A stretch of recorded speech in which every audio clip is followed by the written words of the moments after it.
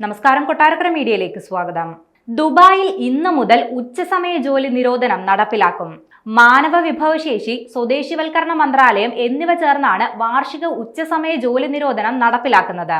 ഉച്ചയ്ക്ക് 12:30-ക്കും 3 മണിക്കുമിടയിൽ നേരിട്ട് സൂര്യപ്രകാശം ഏൽക്കുന്നതും തുറസായ സ്ഥലങ്ങളിൽ ജോലി ചെയ്യുന്നതും ഈ നിയമപ്രകാരം നിരോധിക്കും. ഇന്ന് ആരംഭിക്കുന്ന ഈ നിയന്ത്രണം സെപ്റ്റംബർ 15 വരെ തുടരും. ഇന്നു മുതൽ 3 മാസത്തേക്കാണ് രാജ്യത്ത് നേരിട്ട് സൂര്യപ്രകാശം ഏൽക്കുന്ന തരത്തിൽ പുറത്ത് ജോലി ചെയ്യുന്നത് നിരോധിച്ചിരിക്കുന്നത്.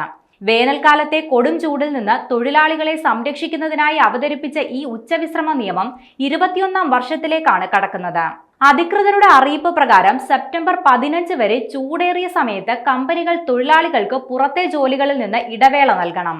നിരോധിത സമയങ്ങളിൽ തൊഴിലാളികൾ ജോലി ചെയ്യുന്നില്ലെന്ന് ഉറപ്പാക്കാൻ മാനവ വിഭവശേഷി, സ്വദേശിവൽക്കരണ മന്ത്രാലയം പ്രത്യേക പരിശോധനാ സംഘങ്ങളെ നിയോഗിച്ച് നിരീക്ഷണം നടത്തും.